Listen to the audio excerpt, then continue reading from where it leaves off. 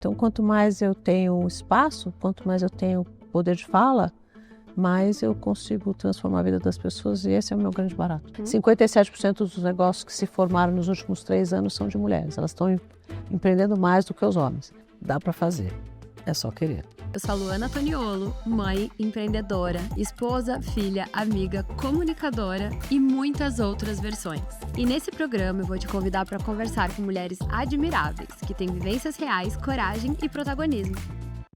Hoje, a nossa troca é com a Cris Arcangeli, uma grande referência do mercado. Ela é pioneira no empreendedorismo brasileiro, é fundadora de marcas como Fitoervas, Ecosméticos, Biorin. Aliás, ela é criadora da categoria Alimentos com Colágeno. Também é comunicadora, palestrante, mentora e foi investidora no Shark Tank Brasil. E segue investindo em negócios de destaque no mercado.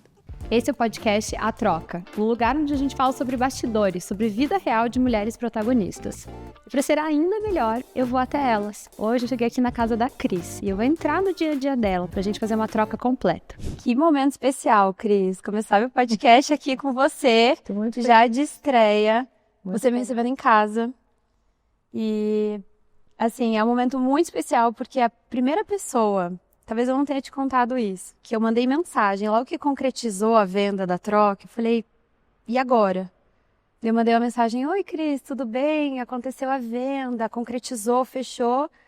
Eu falei, e agora? O que acontece? Qual que é o próximo passo? O que eu faço? E você foi tão aberta, tão única, eu fiquei tão feliz assim com a recepção, que pra mim... Assim que eu tomei a decisão de ter um podcast, eu falei, é com a Cris que eu quero começar tudo, essa troca, essa minha nova mudança, minha nova fase de vida. Que legal. Então, obrigada. Obrigada. Você sabe que muita gente, às vezes eu faço as coisas, as pessoas me falam, ai, você não sabe, aquele dia que eu encontrei com você, você parou, falou comigo tal coisa, aquilo lá mudou minha vida por causa disso. Aí outro, eu estava numa palestra, você falou tal coisa. E aí você vai percebendo quanto... de alguma forma você transforma a vida das pessoas, né? Com certeza. Com um pouco da história, com poucas coisas que eu já vivi, né? Com um pouco da experiência. Então é bem legal, muito gratificante mesmo. E esse é o meu objetivo aqui com a troca, é as pessoas poderem ver um pouco da Cris, que poucas pessoas têm oportunidade de conhecer. E eu acho que eu começo com essa pergunta já, assim, quem é a Cris? Além de tudo que a gente já conhece, né? Essa baita mulher referência para todas nós. Mas quem que é a Cris que muitas vezes a gente não tem oportunidade de conhecer ali no íntimo, na essência? Muita gente não sabe, né, que eu sou dentista.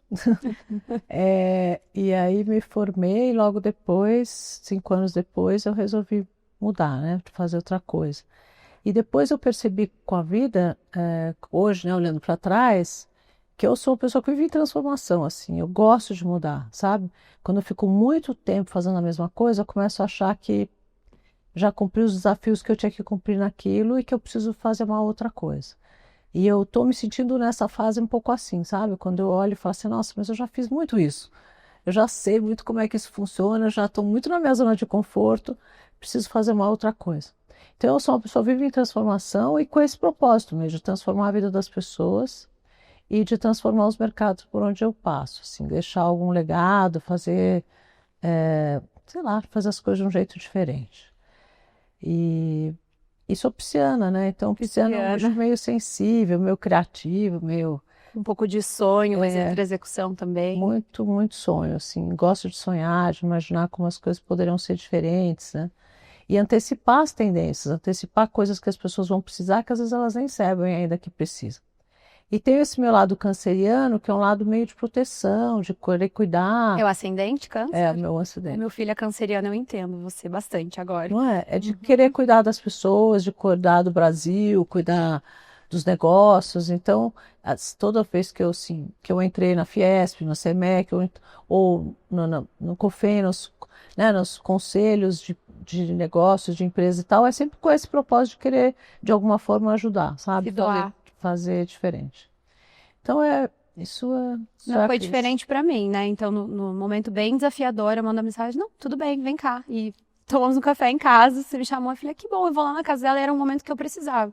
E as tuas palavras, assim, foram únicas, porque quando a gente conversa com alguém que já viveu, né, e tem essa trajetória, que, assim, para mim, sendo a primeira vez, foi desafiadora de me reinventar, Eu tava falando simplesmente com a mestra de se reinventar. Você é inquieta e sempre, né, como acabou de falar, trabalha, vive na transformação. E a tua primeira grande transformação foi essa mudança de dentista? Você chegou a atender como dentista? 5 anos. E aí, essa foi a primeira grande transformação ou antes, na tua essência, já tinha feito essas mudanças inquietas? Inquieta eu sempre fui mesmo, mas eu era meio revolucionária, assim, na escola, na universidade e tal, sabe? De querer fazer as coisas diferentes, fazer movimento contra o professor que não fazia as coisas direito, de querer mudar o uniforme da escola, que é o uniforme que a gente não gostava, e tá bom, eu cabeçava um movimento para mudar o uniforme. Então eu sempre fui mais, não de mudar o que eu era, eu acho. Ali eu acho que eu não tinha essa consciência. Aí quando eu comecei a clinicar, eu era assistente da cadeira de endodontia da faculdade, né? E aí eu comecei a estudar homeopatia e tratar o canal de uma forma mais natural e tal. Eu já tinha esse conceito de querer me tratar, essa filosofia.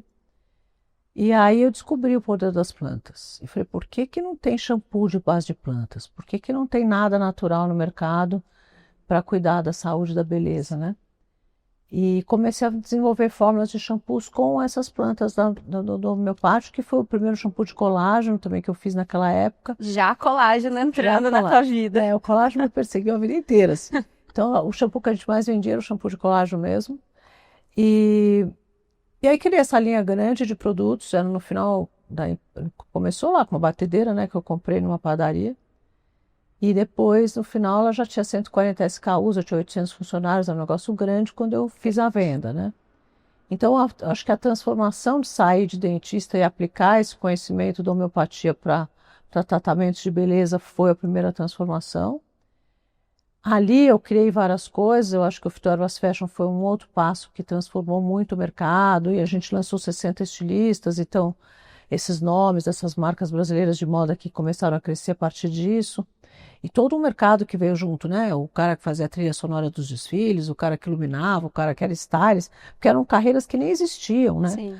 E que a gente trouxe e que se desenvolveu por necessidade do evento. E depois a importação a gente foi a primeira importadora e distribuidora de produtos internacionais de perfumaria, né? De marcas de prestígio. Eu comecei com uma, que era a Clarins, achando que eu ia ficar só com aquela. Quando eu vi, eu tinha 28 marcas. Então a gente trouxe realmente quase todas as marcas que hoje estão aqui, com as suas próprias filiais, como o Givenchy, Carolina Herrera, Chanel, etc., foram marcas Clinique, foram marcas que a gente que trouxe, né?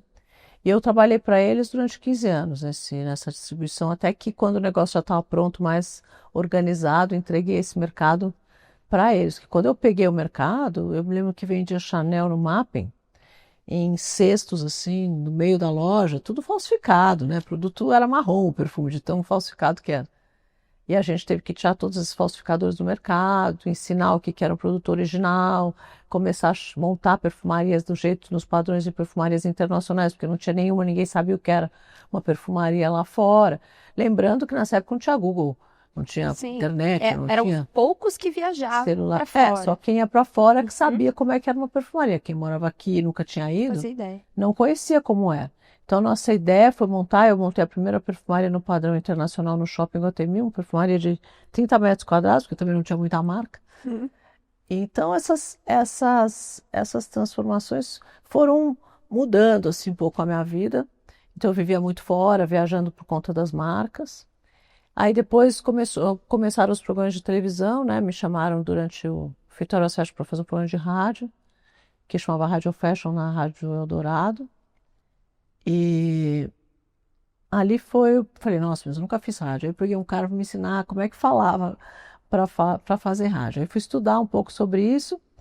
E aí esse programa está no ar até hoje, né? Ele tem um programa que está há mais de 30 anos no ar, ele nunca saiu do ar, ele só mudou de rádio. Da Eldorado ele foi para a Alfa. E ele tem duas edições diárias na Alfa desde então. Então tem assim, tá 30 anos, nunca saiu do ar. Aí do rádio veio um convite para fazer uma revista eletrônica na Rede TV, no domingo.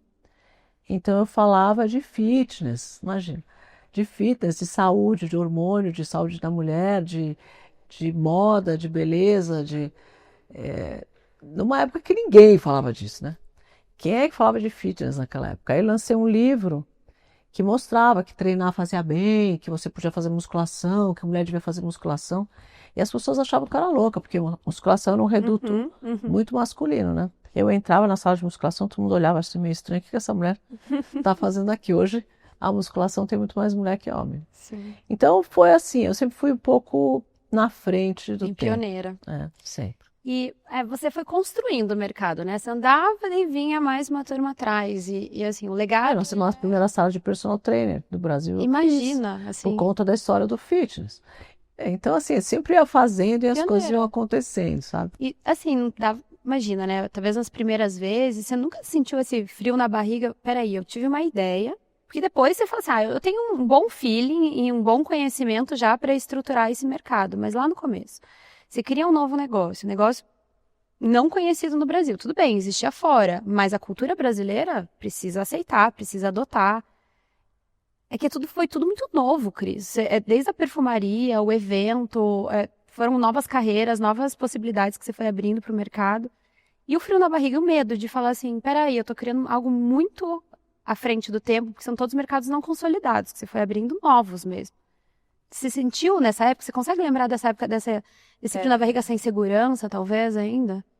Você sabe, eu sempre fui muito destemida e não... Pegava avião aqui, sentava lá na sala de espera do cara, da marca, e ficava lá, sei lá quantas horas, e o cara atendeu, não atendeu, voltava para o Brasil. Como ia no mapping, tentar vender fitoervas, e fui 10 vezes até que alguém me atendesse. Eu não tinha muito, eu nunca tive preguiça, nunca fiquei na zona de conforto, nunca me medi hora de trabalho, nem tempo. Vou trabalhar tantos dias, vou descansar tantos dias, vou fazer. Você tem uma fase na vida onde você tem que dedicar mais do seu tempo para colher em algum momento aquilo que você plantou, né? Então, como tudo, né? Tem uma fase de quando você planta, tem uma fase que você colhe, tem uma fase que você deixa o legado. Né? E eu fiz essas fases muito claramente, assim, me dedicava de noite para fazer aquilo acontecer e nunca tive medo, assim. Tanto que a Beauty, que foi, né, o que eu chamo do meu projeto Oscar, assim, foi uma coisa que realmente lançar uma nova categoria mundial era uma coisa que nunca esperei fazer, né? E o Brasil lançou poucas categorias, né? No Brasil, no mundo, acho que foram, sei lá, meia dúzia. Açaí, o Guaraná, a sandália havaiana. Tem algumas coisas muito legais que o Brasil fez, mas entre elas está o colágeno e a beleza que vem de dentro, né? Então, quando eu fiz isso, eu estava muitos anos na frente. Tanto que agora que esse mercado é um mercado de 100 bilhões de dólares. E ali você foi sentindo que no começo, maratona. Eu fiquei 5 anos falando sozinha. E as pessoas falaram que eu era maluca, fazendo elas comerem creme, porque colágeno era creme, que não podia comer creme. Quer dizer, até explicar que o colágeno era de dentro a fora, que era beleza, que ia tratar e tal. Foi depois de 5 anos que saiu o primeiro artigo científico numa revista de dermatologia americana, dizendo que o colágeno funcionava. Que daí deu uma acordada no mercado. Aí algumas pessoas começaram a falar, opa, aí tem. Mesmo assim, eu lembro que eu tive um problema societário grande com uma empresa um banco que foi meu investidor, e na época, e porque as pessoas ali dentro não acreditavam. Nem o próprio. Achavam que não, que Action... Numa proporção muito diferente, o second hand, né, o brechó é isso, assim, eu muitas vezes me via falando sozinha, e eu tinha uma brincadeira dentro de casa, minha família fala assim, que eu ia estar lá com os meus 100 e poucos anos e levantando a bandeira do second hand e ainda não teria acontecido, porque eu repetia aquilo todos os dias. Tá vendo? E eu sinto isso, realmente, a empresa cresceu, foi tudo muito rápido, mas ainda muito longe do potencial, porque o mercado ainda está fazendo, é uma maratona, então... Além de você lançar algo novo, que tem todo o desafio de colocar no mercado, é a resiliência de você continuar trabalhando naquilo e você continuar acreditando, vendendo para dentro de casa, para os seus colaboradores, para eles acreditarem com você para promover. É bastante desafiador. Eu fui para o Japão recentemente, impressionante o tamanho do second hand lá. Impressionante. Tô doida para ir para lá, porque diz que assim, o mercado está prontíssimo lá. É um mercado que você não vai acreditar, assim, gigantesco, tremendamente organizado, lojas de rua, com prateleiras de produtos organizados, como se você estivesse entrando numa loja de marca internacional, com gôndolas de cada uma das marcas, com produtos organizados, é bem legal, assim. Ele é muito, muito maduro, o mercado lá fora. É aí que você vê quanto no Brasil ainda tem O oportunidade de Ocidente crescer. todo, né? Ainda a Europa, Estados Unidos está à frente, mas Japão, o Oriente todo já tem essa cultura, talvez, mais de Eu vejo salvar. assim, né? Depois de você, que foi a mais organizada de todas, sem dúvida, as outras marcas que estão por aí ainda é um grupinho de pessoas que no WhatsApp, que uma compra, outra compra, mas não tem uma organização de uma empresa realmente fazendo. Ainda bem rudimentar esse mercado, tem muito que se desenvolver. Tem muita oportunidade. Tem muito. E muita cabeça de quem está comprando, né? Quem está vendendo, quem está comprando, ainda é uma cultura que a gente vai ter que falar muitas Porque vezes. lá você vê assim, por exemplo, entre 30% e 50% de preço, do desconto de preço do novo, né? Então precisa da cultura de quem vai comprar também. Exato. Aqui as pessoas querem pagar 10% do que vale, É que é isso. second hand. Não, e não existe isso, né? Quer dizer, agora que a gente está fazendo esse second hand de objetos de decoração, imóveis e design e tal, gente, um objeto antigo, ele não, sempre foi second hand desde que ele nasceu, né? Porque ele nasceu lá sei lá, Luís XV. Então, é uma coisa de 2 séculos atrás. Então, ele sempre foi second hand e o que acontece é que ele valoriza com o tempo e não desvaloriza. Uhum. Então, as pessoas falam, não, mas isso aqui vale metade. Eu falei, mas metade de quanto? Ele vale mais, porque já tem mais tempo. Então, tem que ensinar mesmo Que essa agrega cultura valor, de fato. que tem coisas que agregam. Por exemplo, obras de arte. Obra de arte ganha com o tempo, é claro, se o artista for bom, ganha com o tempo. E não é uma coisa que vai se desvalorizar, uma obra de arte que já passou por alguém, Uhum. maravilhoso. É o mercado de obra de arte que valoriza com o tempo. Então, também é uma coisa difícil de explicar. Então, é diferente de um tênis que você usou e que aí você está vendendo de segunda mão, você vai vender por 10%. Desgastou, você vai vender uma de qualidade pior. Mas um móvel de design assinado italiano ou assinado por algum designer gringo, qualquer que seja, ou mesmo brasileiro, com o tempo ele vale mais, né? Então você pega uma cadeira Sérgio Rodrigues, com o tempo ela vai valer mais, não menos. Ah, não, aí eu quero comprar essa second-hand e quero pagar 10% do que vale. Mas a cabeça é essa, se eu comprar uma nova, eu pago o preço cheio, Sérgio Rodrigues hoje. Mas a antiga eu quero pagar mais barato. Não, mas é que ela é original da época em que ele estava. Exato. Né? Ainda quando ele desenhou, quando ele fez, que valoriza mais do que menos. Então, acho que tem muita educação para se fazer ainda nesse mercado, principalmente em imóveis, eu percebo. E em peças, por exemplo, você pega uma bolsa vintage da Chanel lá fora, eu vi no Japão, vale muito mais que uma nova. Muito mais. Porque as correntes ainda são de ouro, ainda tem uma história, aquela história e tal. Aqui a bolsa da Chanel, só porque é de second hand, a pessoa quer pagar menos. Então, tem um caminho ainda a se percorrer. Uma questão de preço, né? Não é uma questão de sustentabilidade, de história, de cultura. Ainda a gente parou aí. Mas eu acho que esse trabalho está sendo muito bem feito, mas é um trabalho de maratona, um trabalho de anos. E você busca, né, sempre antecipar todas essas tendências.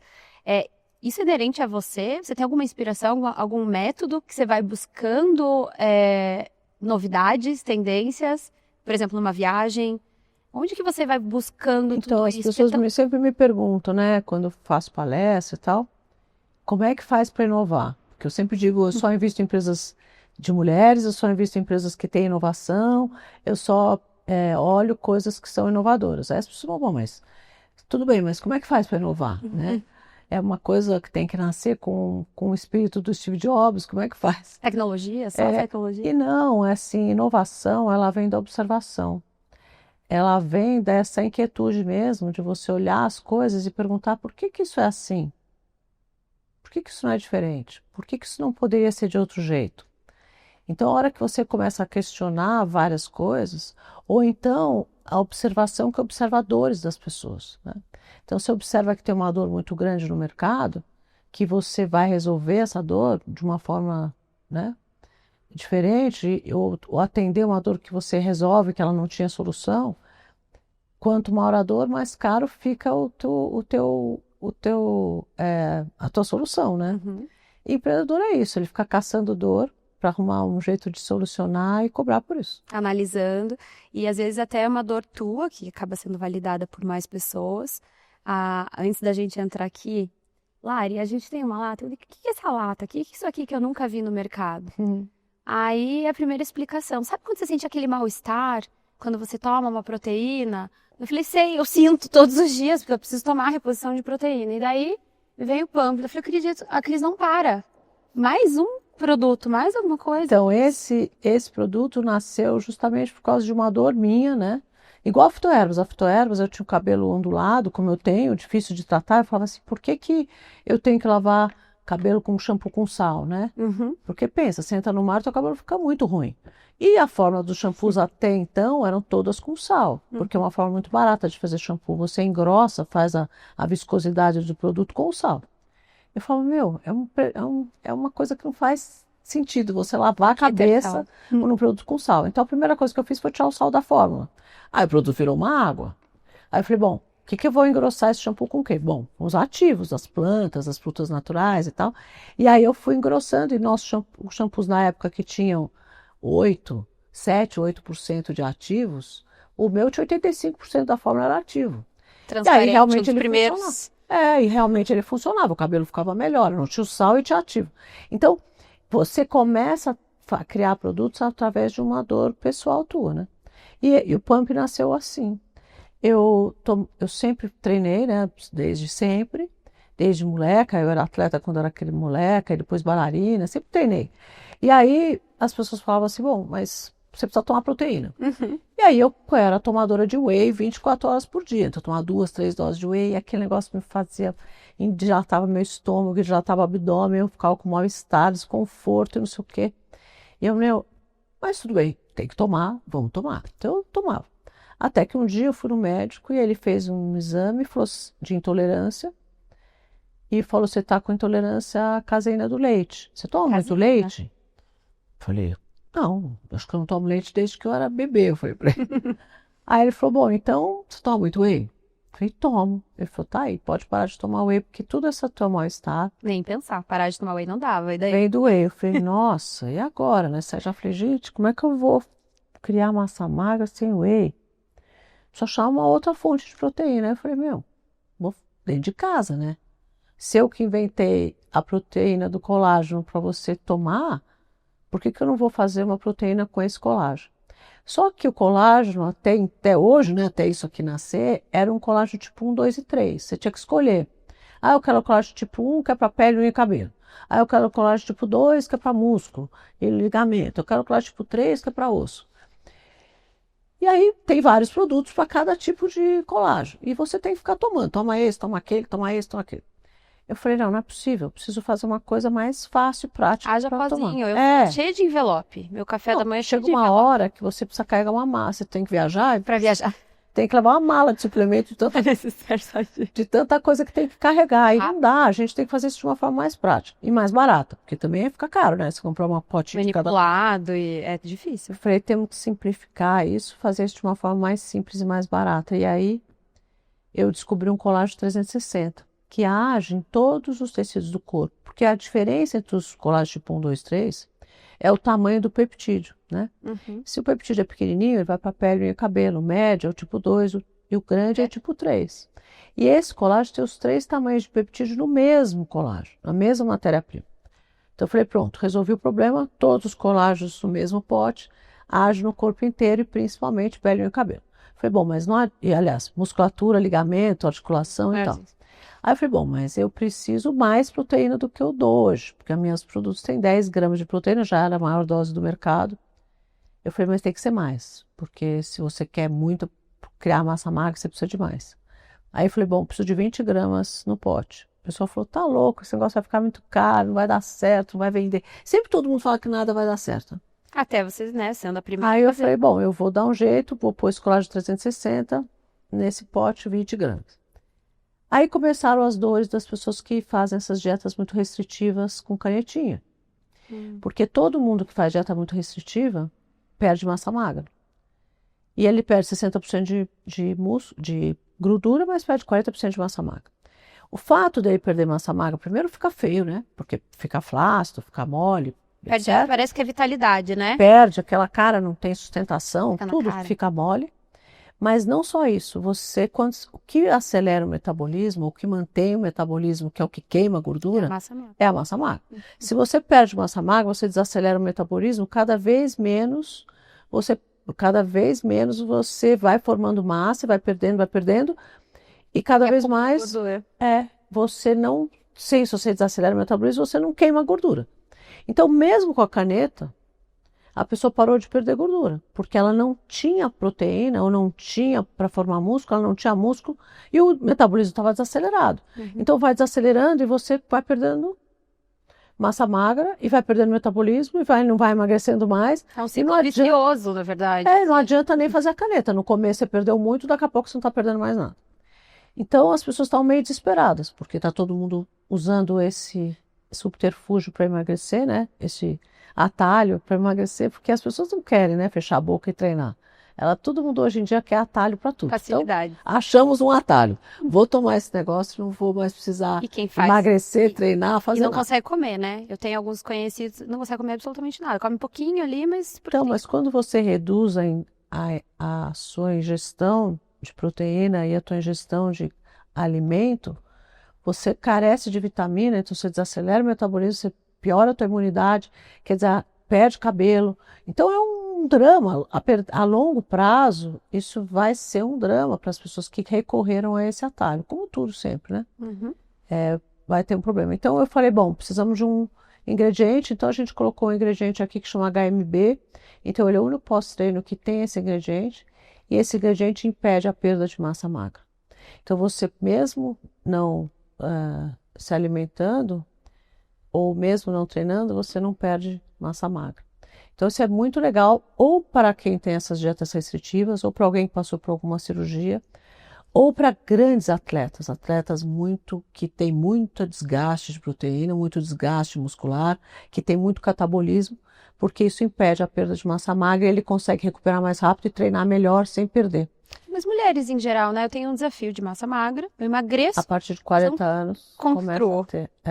Não construo, e quando construo, eu tenho que ficar... Todas as minhas refeições têm uns scoops de proteína. Eu tenho que colocar até no molho de tomate, muitas vezes, para garantir a proteína da refeição. Mas aí o que acontece, né? Você fica com aquele mal-estar. Mal-estar, então, esse sempre. daqui, além disso, o que a gente fez? A gente tirou os espessantes que os wheys possuem.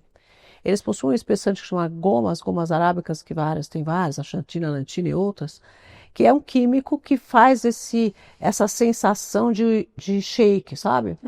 Então a pessoa fala, estou tomando um shake. Não está tomando shake, não, está tomando um espessante, que é uma goma arábica, que é dificílima de digerir, que digere no intestino, que dá gases, que é um problema. Então a gente tirou essas gomas, esse daqui não tem, ele é transparente, translúcido, parece um suco de tangerina. Então você bate com gelo, toma a hora que quiser, leve, você nem sente que está tomando. Então você toma 2, 3 doses por dia, 4 se quiser.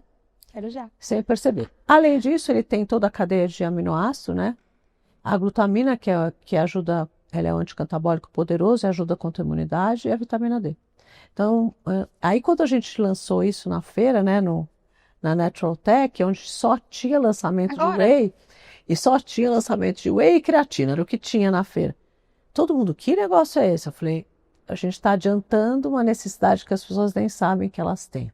Né? Parar de tomar whey protein, o whey protein realmente virou um pós-treino antigo para tomar uma coisa mais moderna, com uma tecnologia mais moderna e mais rápido de absorção, absorve no estômago, em 60 minutos está na corrente sanguínea, de melhor aproveitamento, muito mais moderno, mais leve, mais fácil. Eu tô, assim, impressionada, porque apesar de já esperar sempre você inovadora, mas como é possível, né? Chega numa Natural Tech agora, acontecendo a feira, e fala, o whey já é do passado, galera, atenção. E daí eu acho que hoje todo mundo peraí, a Cris está falando alguma coisa. A Cris está trazendo mais uma inovação dentro de tudo que já foi acontecendo. Vai demorar um pouquinho, né? Porque assim, um ou outro começa a falar, mas será? Mas como ele resolve muitas dores, da perda de massa magra, resolve a dor da indisposição, da ingestão e tal, as pessoas aderem mais rápido, porque falam, nossa, como é que eu vivi até hoje sem isso, sabe? E eu tinha um pouco de medo dos bodybuilders, né, dos homens, falar, não, vou tomar colágeno com fonte de proteína, isso não funciona e tal. Meu, aderiram com uma rapidez impressionante, porque eles precisam tomar 100, às vezes 120 gramas de proteína por dia, e aqui é muito fácil de fazer isso. Não precisa de mix, não precisa de nada, você põe na água, chacoalha e toma, e tá fácil. Facilita a vida de todo mundo. Então eles aderiram, foram os que aderiram mais rápido ao produto. Eu fiquei bem impressionado mesmo. E tudo isso é muito alinhado com uma fala tua, que você sempre traz, que empreendedora, primeiro invista em você, para você depois poder investir no seu negócio, né? Olhe para você, cuida de você, e daí você olha para o seu negócio. Isso é muito você, né? Você se cuida muito, você... Porque é muito difícil prepara. empreender, né, Lu? É muito difícil empreender, principalmente no Brasil, é muito difícil empreender. É muita dificuldade, é muito problema, é muito despreparo das empresas, dos fornecedores, do mercado. Então é muita coisa, você luta contra muita coisa. Principalmente a burocracia do governo e todos os impostos. Então, assim, é uma guerra contra milhares de exércitos, entendeu? E se você ficar lá com estratégias tentando vencer todas essas guerras, não é uma coisa muito fácil. Então, se você não tiver fisicamente, né, preparado, se você não tiver condicionamento físico para aguentar essa guerra, é muito difícil. A pessoa se cansa, acha difícil, desiste antes da hora, larga a mão, começa, está muito difícil, vou desistir e tal.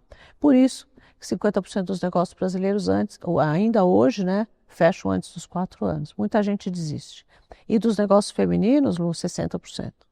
Mais resilientes, as mulheres trazem isso, né? Elas são resilientes, mas elas chegam numa hora que elas desistem. Então, a minha maior luta hoje é fazer com que as mulheres não desistam, porque elas estão empreendendo mais do que os homens. 57% dos negócios que se formaram nos últimos 3 anos são de mulheres. Elas estão empreendendo mais do que os homens. Mas ainda elas estão desistindo mais rápido do que eles. Então, a gente precisa fazer com que elas entendam que dá para fazer, que vai ser difícil, que vai ser uma guerra, que não tem atalho, né? O pessoal, mas você ficou rico de um dia para o outro, né? Tem as pessoas que vendem, você vai ficar milionário em 1 mês, vai criar um negócio em 6 meses, vai ficar milionário. Aí eu falo, olha, a não ser que eu seja um coach ou um milagroso, eu não consigo fazer isso, né? Empreendedor mesmo, empreendedor raiz que constrói negócio, que perpetua negócio, sabe que não tem atalho, que tem muita luta para vir por aí. Trabalho dia, noite. As mulheres acabam caindo até num esgotamento, né? Porque a gente conseguiu ocupar um lugar no mercado, está conseguindo, vamos falar assim, vamos falar melhor. A gente está conseguindo alcançar um lugar melhor no mercado, ocupar espaços, até os investimentos, apesar de ainda ser, né, majoritariamente nos homens, a gente está vendo muito mais negócios de mulheres se destacando aí, até com mais investimento, e você faz parte desse movimento, né, de investimentos em mulheres, também tem me dedicado a isso agora, com 3%. Mas as mulheres ainda têm toda aquela carga de casa, de família e de responsabilidade, porque é natural, é inerente à mulher. Então a gente vê muitas mulheres caindo nesse esgotamento, por isso talvez desistam antes, né? Você acha que é isso? Ou porque ainda tem muita gente que fala que não dá para fazer, né? Desacredita nas mulheres. Não, eles falam que a mulher não consegue cuidar bem da casa e da família se ela tiver uma empresa. Que não é verdade, né? A verdade é o seguinte, a vida hoje, o custo de vida é muito maior.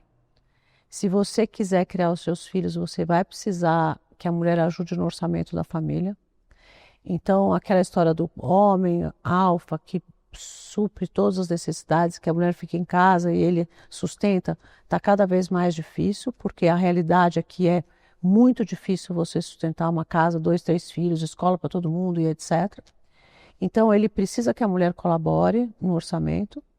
E isso vai trazer um relacionamento muito mais saudável e equilibrado a longo prazo. Eu acredito num casamento onde a parceria existe, onde as pessoas dividem as funções tanto da casa quanto do trabalho, e dividem o orçamento, e se ajudam mutuamente. E tem uma conversa rica, porque você, a partir do ponto que você começa a construir coisas, você começa a pensar, e começa a ver gente, começa a viajar, e começa a desenvolver coisas. Então, a mulher vira uma mulher muito mais interessante, né? E ele tem muito mais prazer de conversar com essa mulher, porque ela vai provocá-lo, ele vai provocá-la, e essa conversa é rica, né? Desenvolve um monte de coisa. Então, eu acredito que esse é o relacionamento. Aquele relacionamento onde a mulher fica em casa porque ela tem que cuidar dos filhos, e ela não sai de casa, eu faço o que eu quero, e aí E aí isso gera muita violência contra a mulher, né? A gente ainda tem muito feminicídio no Brasil, infelizmente, e muita violência por conta ainda desse pensamento, Essa mentalidade dessa ultrapassada. mentalidade muito ultrapassada. E às vezes eu vejo até gente jovem falando isso e eu fico e é só rindo, né? Porque assim, vai falar o quê? E aí a gente tem que continuar fazendo esse trabalho de inspiração.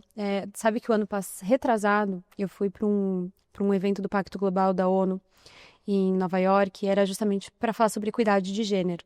E eram vários líderes de vários países do mundo sentados em mesas, fazendo debates, para entender qual que era o primeiro passo para fazer essa transformação, né, de uma vez por todas, para que em 2030, 2050 a gente veja de fato uma transformação e veja mais mulheres protagonistas. A conclusão, assim, de maior parte das mesas, inclusive da minha, era a inspiração, porque as mulheres muitas vezes nem sabem que elas têm esse potencial e que, assim, elas podem sair dessa mentalidade ultrapassada. Então, o teu trabalho hoje de ir abrindo caminhos, sem dúvida, é o primeiro passo que elas precisam ter uma inspiração. Você sabe que é uma coisa engraçada? Às vezes eu tô, sei lá, outro dia eu estava no supermercado. Aí estava lá carregando meu carro, tinha um carro do lado com um casal de senhores. Aí a senhora abaixou a janela, olhou para mim e falou: olha, Cris, quero te dizer que eu sou sua fã, viu? Aí o marido dela falou assim: olha, Cris, siga em frente, viu? Continue, siga em frente, que eu sou seu fã, ela também, e a gente te acompanha, olha, não desiste, siga em frente e tal. Entrei no carro, pensei, siga em frente, o que será, né, que eles querem que eu siga em frente? Siga em frente. Aí eu tô não sei aonde, a pessoa veio para mim: olha, sou sua fã, siga em frente, hein? Não desiste, continua, porque eu tô torcendo. Vai, guerreira. E tal, vai. Outra vez, e aí isso começou a acontecer com muita frequência, assim. Eu falei: meu, o que será que eles querem que eu siga em frente? O que será que eu tô fazendo para ter essa torcida com medo, com assim, com a preocupação? Segue, olha, eu tô aqui, vai dar certo. O que será que é, né? Eu nem sei o que é. De verdade, o que é que essas pessoas estão torcendo tanto? Eu nem sei o que é. Mas alguma coisa eu devo estar mostrando para eles que dá para fazer, entendeu? Mas para mim isso já virou tão natural assim. Mas é uma guerra. É um papel, eu acho que eu consigo traduzir, assim, como fã também, um papel de heroína, que vai nadando na frente, abrindo portas, porque todo mundo vê que é desafiador. E você vai abrindo. E de repente fala: não desiste, vai, que o caminho tá legal. Acho que é mais por isso, mas não desiste. Meu podcast, por exemplo, eu sempre fecho falando assim, né? Dá para fazer. É só querer, né? E dá para fazer. Se você quiser mesmo, você pode fazer qualquer coisa que você quiser, contanto que você realmente queira. Porque não é na zona de conforto. Tem gente que não quer e tá tudo bem. Também tá bom para mim. Né? Eu tinha uma pessoa que trabalhou comigo uma época, e ele falava assim para mim: ai, mas eu tô cansado, eu saio de Alphaville, eu tenho que ir às 8 horas da manhã chegar no trabalho, depois eu tenho que voltar para Alphaville. Mas eu falei: meu amigo, você vai de Uber. Eu trabalhei em Alphaville, minha fábrica da Fitores em Alphaville, eu abria a fábrica às 7 horas da manhã e fechava às 10 horas da noite por segundo turno. Eu ia de carro, voltava de carro, dirigindo sozinha, uma estrada que era 2 mãos, não era essa estrada que é hoje. Hoje você está cansado porque você tem 20 anos de idade. Reclamando disso. Você tem 20 anos de idade, querido. Está na hora de levantar, arregaçar a manga. Se você não fizer isso agora, você vai fazer quando? Agora você acha que as coisas vão cair no céu, no teu colo? Não vão. Se você não for buscar, não vai cair o céu. Aí ele me olhou assim e falou, sabe, assustado, porque ele falou assim: não, ele criou uma coisa dele, que ele tem um momento de descanso, da qualidade de vida e tal, que é legal. Tudo ao seu tempo. Tudo ao seu tempo. Né? Então tem momentos você vai abrir mão, sim, de muitas coisas que seriam a minha qualidade de vida, porque eu estou buscando, plantando e plantando alguma coisa. E aí você pega o meu podcast e fala com aqueles caras que fizeram coisas incríveis, né? E hoje tem, sei lá, outro dia o cara da Mondial. Eu dormia no galpão da fábrica, fazendo ventilador desse tamanho, com 3 pessoas, tentando fazer o meu primeiro ventilador, porque eu precisava vender. Hoje o cara tem uma empresa de 5 mil funcionários. Mas ele começou dormindo no galpão da fábrica e ficou lá anos dormindo no galpão da fábrica. Sim. O Leonardo Castelo, lá no podcast, ele falou, Cris, eu e meu irmão dormimos no fundo de uma sala onde a gente começou a comprar material de limpeza para vender numa Kombi. Então a gente saía com a Kombi vendendo, chegava em casa, 8 horas da noite, morto, deitava no chão, pegava um sanduíche que tinha na geladeira, que era a única coisa que a gente tinha, e dormia num colchão no chão. Hoje ele tem 93 franquias, é o maior franqueador do Brasil. Mas onde é que o cara começou? E assim, lá tem 80 histórias. É. Então, quando eu acabo essas histórias, eu olho e falo, tá vendo, gente? Dá para fazer, só querer. Entendeu? Mas o cara sacrificou muito do tempo dele ou da vida dele em algum momento para romper a barreira do começo. Eu fiz isso também. São momentos da vida. Eu fiz A isso gente também. começou falando sobre isso. Ia para o Alphaville lá, uma mesa de cozinha com coisa, e fazia aquilo acontecer e trabalhava de noite, não tinha problema. O primeiro pedido grande que eu peguei da Mesbla, eu cheguei em casa e falei, meu, eu tenho 2 mesas de cozinha, uma batedeira de 30 quilos que eu comprei na padaria, um misturador desse tamanho. Como é que eu vou entregar pedido para 45 lojas que essa mulher me deu? Eu tinha 4 funcionários, um cara era uma sargento aposentada da polícia, que era um cara que misturava.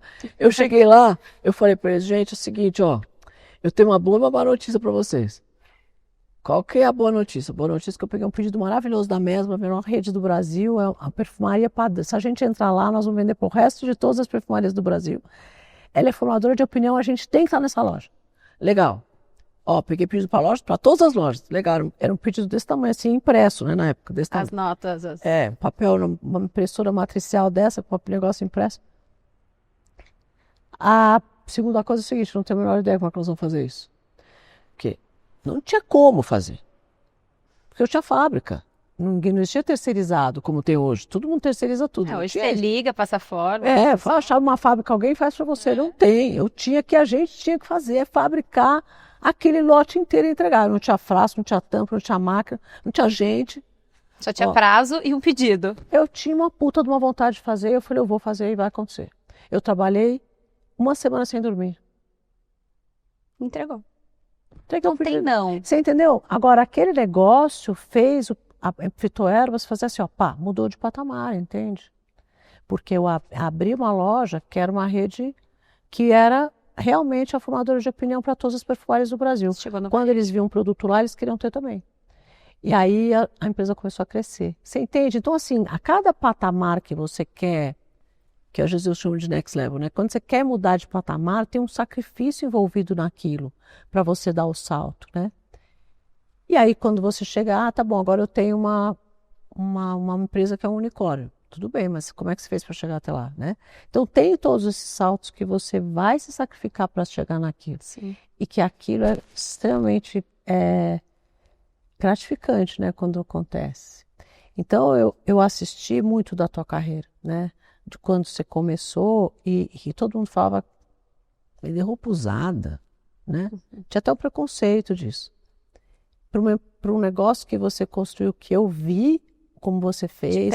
De perto, né? Porque a gente também fez uma loja minha lá no começo, então como você repensou isso, como você levou marcas para se envolverem, de pessoas e de produtos para colocar lá, e o poder que esse negócio criou. Então, você conseguiu romper uma barreira de um preconceito, de um produto que as pessoas, de um negócio que as pessoas não acreditavam que existia.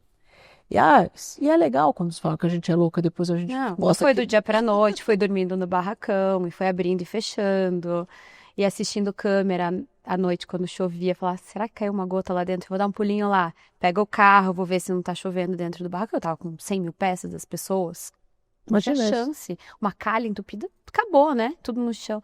Então, assim, as pessoas hoje falam, e agora eu não trabalho mais nas sextas. Eu falo, gente, você não tem 30 anos, meu amor. E a gente tem uma questão de energia, a gente vai fazendo essas pessoas, elas só vão deixar mais espaço para outras pessoas. Que querem. Porque o que acontece, né? A inteligência artificial, ela vai mudar completamente o comportamento das pessoas nos próximos 5 anos. Tudo vai ser feito de uma forma diferente. Tudo que a gente faz hoje, a inteligência artificial vai nos ensinar a fazer diferente. E ela vai sim roubar emprego de muita gente, dessas pessoas. Que trabalham, não sei se eu não trabalho, sabe, não trabalho, isso aqui eu não sei, se não posso, isso aqui eu não quero. Essas pessoas, elas vão ser engolidas pela inteligência artificial, porque a inteligência artificial, ela vai ser conduzida por pessoas excepcionais. Porque tudo que o ChatGPT faz, ou que a inteligência artificial faz, assim, ele vai te dar 10 resultados de qualquer pesquisa que você faz. 5 são imbecis, 3 são médios, um é legal e um é fenomenal. Mas para você entender qual que é o fenomenal, você tem que entender profundamente daquilo, para dizer, esse é fenomenal. Tem que ser sagaz. Você tem que sacar. Então você tem que ser um cara excepcional para saber perguntar, para saber treinar o agente, para saber conversar com ele, para saber provocá-lo, para ele chegar numa pergunta, numa resposta excepcional e para você saber identificar qual que é a excepcional. Então, se você não for uma pessoa preparada, você vai ser engolida. Em todas as carreiras, na advocacia, na odontologia, na medicina, na engenharia, qualquer coisa que se faça, né? Então, é muito legal porque a gente vai assistir essa mudança de comportamento e o quanto as pessoas vão ter que se dedicar a aprender de se educar e né, lifelong learning mesmo, e aprendendo todo dia para que ela possa estar sempre à frente da máquina, né? E um adjetivo que talvez não venha, né, que é necessário, que você também traz muito, que é a antifragilidade. Onde que entra nesse contexto todo?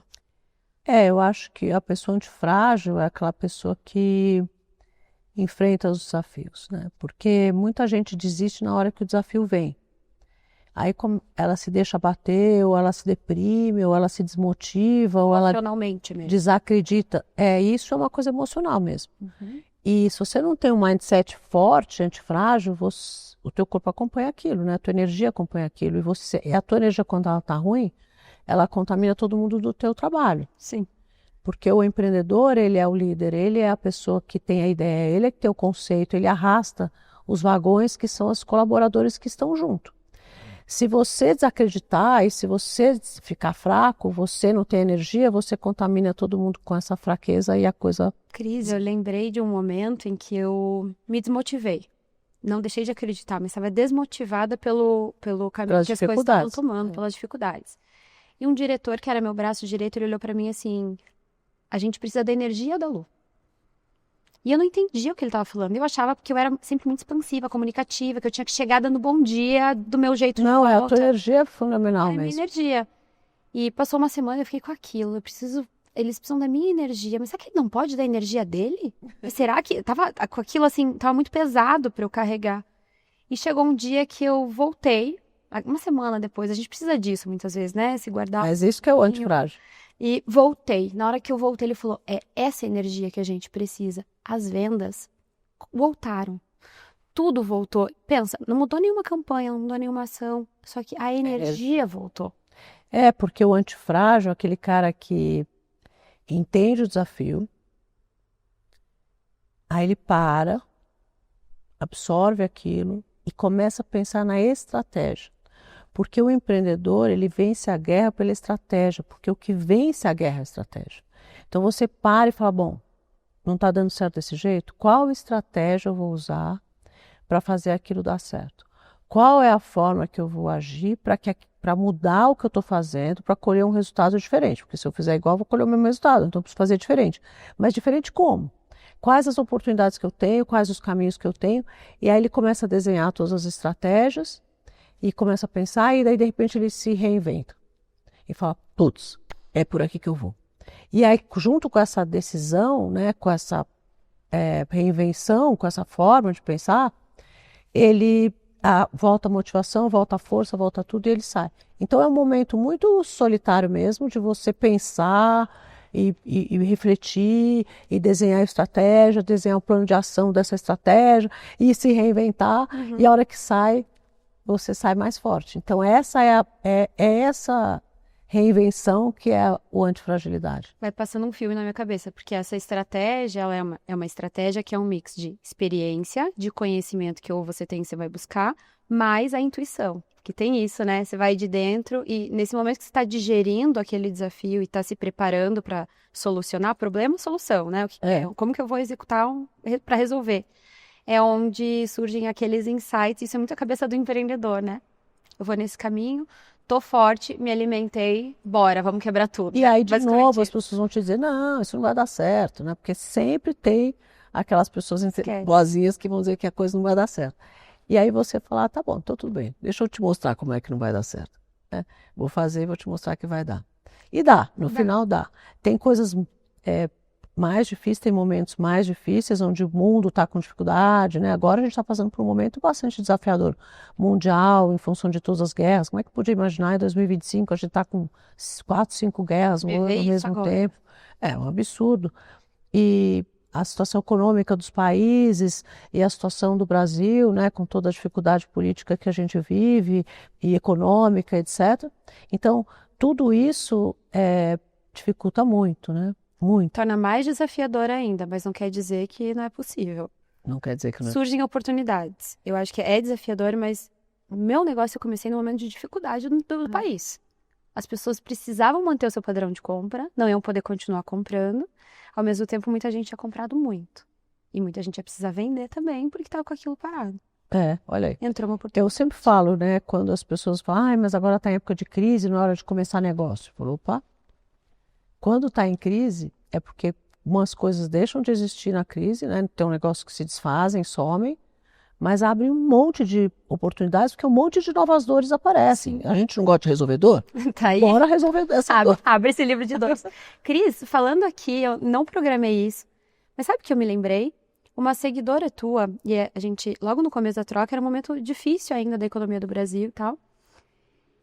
E tinha uma seguidora tua que pediu para vender uma bolsa dela, que a gente autenticou, fez todo o mesmo caminho, mandou para troca, mas para vender na sua lojinha, porque ela precisava pagar o condomínio dela. E era uma bolsa muito boa, era uma bolsa Palas da Louis Vuitton, porque eu comprei. Eu sei disso com detalhe porque eu comprei. Então, vai ter lojinha da Cris, ela entrou em contato com vocês e falou, Lu, você não recebe a bolsa dela e a gente vende junto aqui? Eu falei, ótimo, sim.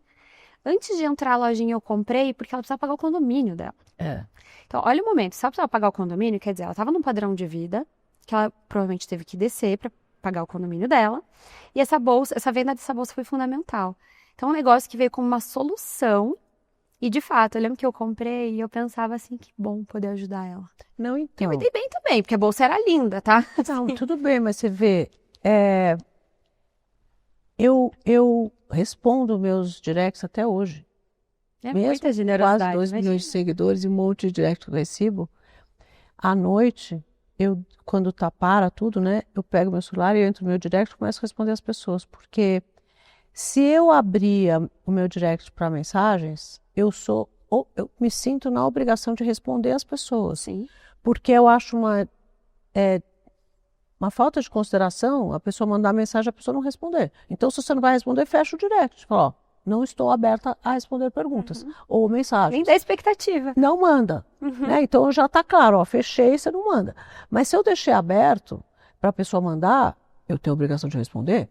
Então, obviamente, eu não consigo responder 100% delas, mas eu respondo grande parte delas, assim. E muitas vezes acontece coisa assim, que às vezes uma palavra minha vai ajudar essa pessoa. Então, eu peguei a mensagem dela falando, olha, eu preciso vender e tal, posso vender na sua loja porque eu vou vender melhor? Eu falei, peraí, vou perguntar para quem resolve. Lu, pode vender? Ela falou, pode. Eu falei, Passa o telefone dela que eu já resolvo aqui. Você entendeu? Quer dizer, você se dispôs a ajudar uma pessoa que você nem sabia quem era, eu estou me dispondo a ajudar uma pessoa que eu nem sabia quem era, e nós ajudamos uma pessoa que no final, com certeza aquilo lá fez diferença para a vida dela. E ela foi proativa de falar, o não eu já tenho. Custou quanto? Zero. Eu postei essa semana isso. Ajudar um outro empreendedor, postando sobre o negócio dele, dando like no negócio dele, fazendo um comentário no negócio dele, comprando de uma pessoa amiga. Custa quanto, amiga? Zero. Agora, ainda existe pessoas que falam assim, se você for esperar algum amigo comprar de você, você vai morrer de fome. Não tá certo isso. Não devia ser. Né? Se você for esperar alguma mulher te ajudar, a mulher não ajuda a mulher. Eu falei, que mundo nós estamos, né? Eu sempre faço para ajudar as mulheres, sempre, o que eu puder fazer. Eu sempre faço para ajudar meus amigos. Então, se a pessoa falar, eu preciso, outro dia, eu preciso que você faça um prefácio do meu livro que vai ajudar a vender. Eu preciso que você faça o quê? Eu tomo bronca todos os dias da minha assessora, porque ela fala, você pega um monte de coisa para fazer que você não podia fazer, que você não tem tempo de fazer. Mas no final... Talvez demore, mas eu vou fazer. Faz tanta diferença para as pessoas e não me custa absolutamente nada. Então, se cada um fizer um pouco, outro dia eu fiz exatamente esse desafio por causa dessa história. Eu falei, olha, gente, nós somos 1.780.000 pessoas aqui dentro, né, desse Instagram. Muito bem, eu vou ajudar a Lu porque eu vou postar sobre a troque, tá? Agora, aqui dentro, todo mundo vai ajudar uma pessoa. Ou dando like em alguém, ou comprando do seu vizinho, ou fazendo, comentando no negócio de alguém, ou indicando alguma coisa para alguém. Coisas que custam zero dinheiro. Se todo mundo fizer isso, imagina 1.700.000 Criou uma pessoas economia ali. fazendo alguma coisa para ajudar uma pessoa só. Eu só quero que você ajude uma. Porque se você ajudar uma, nós estamos ajudando 1.700.000 pessoas. Você entende o movimento? Sim. Você entende que não custa isso. nada? Então eu fiz um postzinho lá, ó. Tá lá no meu Instagram. Gente, aliás, você tá aí, entra lá no meu Instagram lá e faz isso. Custa zero dinheiro. Você postar alguma coisa de alguém, você dar like para alguém, você comentar sobre o negócio de alguém, você indicar um negócio do seu amigo. Custa zero. E as pessoas às vezes não fazem, entendeu? Então não custa nada. Se a gente criar uma onda de energia, de ajuda, ajudar faz tão bem, né? E você facilita, né? Você descomplica o que poderia ser complexo. De todos esses papéis, mentora, investidora, empreendedora, influenciadora, qual papel hoje você mais gosta de exercer? A mãe, Acho e tudo mais inspirador. Acho que é esse mesmo, né? Eu lembro que na pandemia eu fiz exatamente esse movimento. Eu criei um movimento que dizia que cada um tinha que doar 1 quilo de alimento. Ou uma lata de leite, ou uma lata de óleo, de alguma coisa. Falei, abre a sua despensa lá e pega uma coisa. Qualquer coisa lá, 1 quilo de arroz, 1 quilo de açúcar, qualquer coisa que não perecível. Abre a porta e dá para o seu vizinho, dá para a sua pessoa que está passando na rua, dá para o porteiro, dá para o segurança do outro lado, sei lá. Pega aquilo lá e dá para alguém. Se cada um de nós der uma coisa, são 100 milhões de coisas sendo distribuídas. Você entende? Uhum. Que se cada um fizer um pouco, o Brasil vai ser outro Brasil. É isso. Então, são essas pequenas coisas que fazem tanta diferença na vida das pessoas que às vezes a gente não sabe. Então, uma vez uma menina, eu estava dando uma palestra no Pablo, ela chegou para mim e falou, eu sou a Paula, sei lá. Eu falei, que legal, muito prazer e tal. Então, eu sou sua fã, você lembra de mim? Eu falei, não lembro. Porque eu não fiz que eu lembro. Eu falo, não lembro. Ela falou, então, você ficou uma noite, 3 horas conversando comigo pelo Instagram. Você lembra que eu ia me matar? Você não deixou eu me matar? Cris. Eu nem lembrava mais. Mas quando ela começou a contar, eu comecei a lembrar, a verdade. Uma menina mandou uma mensagem falando, olha, eu estou nessa situação assim, aconteceu isso, a minha vida acabou por causa disso, então eu cansei, e eu estou aqui conversando com você, eu sei que as pessoas falam que quando fala, porque não vai fazer, mas é que realmente você é a única pessoa que eu admiro, que eu quero conversar e contar essa história. Aí eu falei, meu Jesus amado, sentei, acendi a luz e comecei a conversar com essa mulher. Até que eu fiz ela entender que ela tinha coisas que ela podia fazer, e tinha mesmo, várias coisas que ela podia fazer e mudar aquela história da vida dela. Então, assim, graças a Deus que Deus me deu essa oportunidade de poder fazer isso, e é muito legal, entendeu? Então, quanto mais eu tenho espaço, quanto mais eu tenho poder de fala, mais eu consigo transformar a vida das pessoas, e esse é o meu grande barato. Em tudo você é uma comunicadora. E eu até ia terminar, eu ia perguntar qual que é o legado que você quer deixar, porque é um momento que a gente começa a se perguntar, né? O que eu quero deixar? E, cara, eu nem teria como te perguntar isso, porque você já está deixando, você já... Não sei muita coisa, mas eu acho que é o meu próximo passo, no dia que eu criar coragem, né? Eu fui convidada para a política muitas vezes. Eu nunca gostei muito, porque eu acho que a política ela é muito corrupta, né? No Brasil hoje em dia ainda, as pessoas não estão muito preocupadas com os outros, estão preocupadas com si mesmos. Então, eu não estou falando de um ou de outro partido, é tudo igual para mim. É tudo a mesma coisa. Com raras exceções, graças a Deus tem algumas, mas são raras. Mas aí eu comecei a pensar, outro dia eu falei, se a gente que tem capacidade de gestão não fizer uma gestão pública responsável, nunca que o Brasil vai mudar, né? Então, eu estou criando coragem para um dia fazer alguma coisa na política, para fazer alguma coisa de gestão mesmo. Eu não gosto da política em si, sabe, assim, não é essa a minha pegada. A minha pegada é, por exemplo, pegar uma cidade como São Paulo, que poderia ser uma cidade inteligente, né, com o dinheiro que ela gera. E tem tanta coisa que pode ajudar tanta gente, né? E tanta coisa que a gente pode pegar as startups para ajudarem a cidade. Então, se a gente pegar esse ecossistema de startups incrível que a gente tem e solucionando problemas que as grandes cidades têm, sabe? Se você pegar isso e fizer isso de uma forma mais democratizada, né? Não são poucas empresas grandes fazendo coisas para a cidade, são muitas empresas pequenas fazendo coisas para a cidade. A gente ia gerar emprego, ia gerar renda, ia gerar muito mais espaço para essas startups crescerem. Imagina o que tem de coisa para fazer nessa cidade. De problema que tem para resolver. Bastante oportunidade para fazer. Pensa bem, tem um monte de problema para os empreendedores resolverem. Sim, né? sim. E se falar, bom, vamos vir todo mundo aqui, vamos dar espaço para essas pessoas resolverem os Vamos problemas. fazer um hackathon? Nossa, maravilhoso. Não, a Fiesp faz bastante isso. Eu participei de um hackathon que eles fizeram uma vez e uma molecada genial, assim, criou um programa para diminuir a pedofilia que a Polícia Federal abraçou, né? Então, tem coisas que, você vê, os caras criaram 2 noites ali trabalhando. Então, tem muita coisa que as startups podem fazer para ajudar as cidades, o nosso país e tal, né? O Brasil é muito empreendedor e tem empreendedor em todo lugar e tem muita coisa para fazer. Só Eu tenho precisa de certeza que inspiração, se tiver, estímulo. se tiver realmente essa vontade pública de fazer isso de uma forma diferente, né?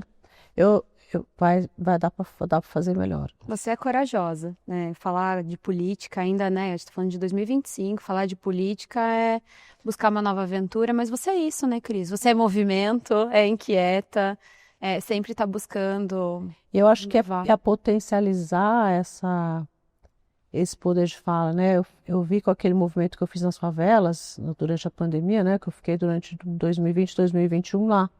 O projeto chama Comunidades a Mil. Comunidades a Mil.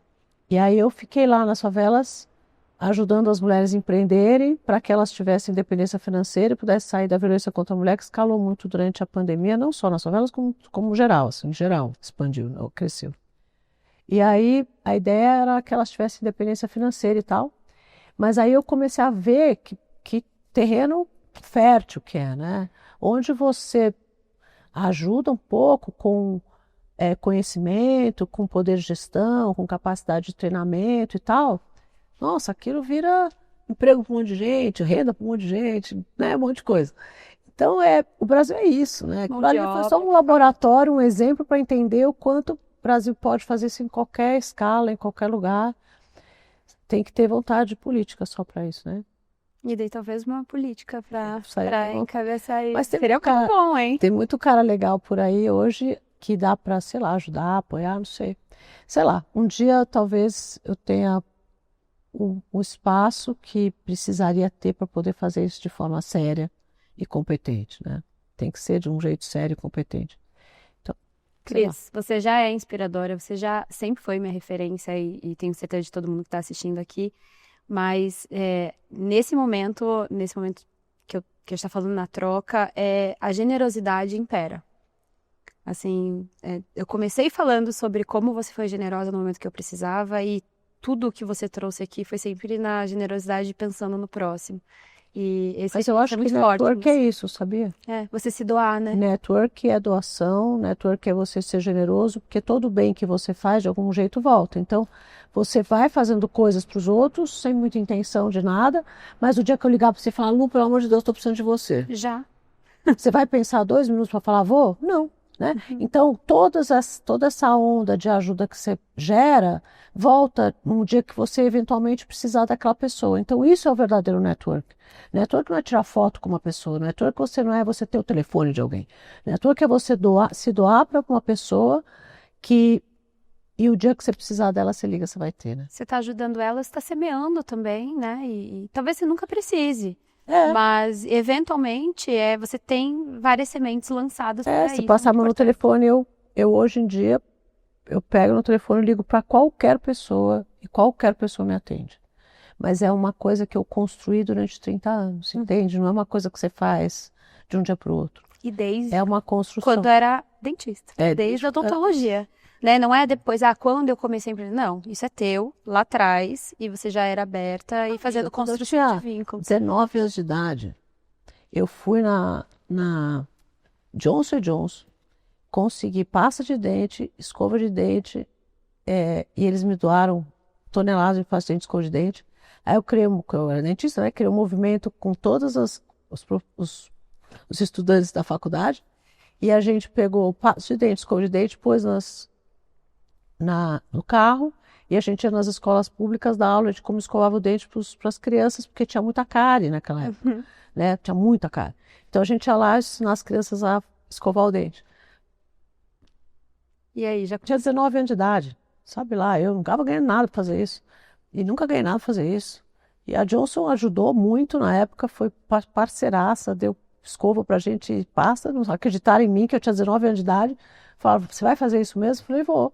Aí eu ia nas escolas, levava um monte de gente, cada um ia numa classe, e as professoras deixavam a e a gente boquinha, o dentinho e mostrando a mostrando escovação. como escovava, e dava de presente para cada um uma escova e uma pasta, para aquelas crianças começarem a entender que a escova e a pasta era necessária. Então, rodamos todas as escolas públicas de São Paulo fazendo isso. E o sucesso é isso. O sucesso é... Eu tenho certeza que é uma troca. Eu tenho uma tatuagem aqui que muitas vezes as pessoas confundem Que é isso? com só a circularidade de roupa, mas não é. Porque eu acredito que a vida é isso. Você se doa, você dá o que você tem, o que você pode naquele momento. Como 19 anos, o que você tinha. Tinha a força de bater na porta da Johnson, pedir e ajudar outras pessoas. E isso vai voltando. Então você não precisa necessariamente esperar essa volta, mas você dá Com e certeza. volta. Você isso é um ciclo virtuoso, né? Você dá o que você tem, o que você pode e o universo devolve. E é isso que dá. É isso que eu sinto pena de pessoas que não fazem nada por outro, porque eles nunca vão ter nada de volta, né? Também. Essa energia fica estagnada. Uhum. Então, quanto mais generoso você for, mais essa energia circula, né? Melhor as coisas acontecem. Que aula, Cris. Obrigada. Imagina, eu que agradeço. Foi uma aula mais uma vez, cada vez que a gente conversa e... Muito obrigada por você ter vindo, adorei o papo. E você inspirou, com certeza, mais uma vez, toda essa turma aí. E obrigada pela assistiu. publicidade no meu pump. Claro, e eu já vou tomar, viu?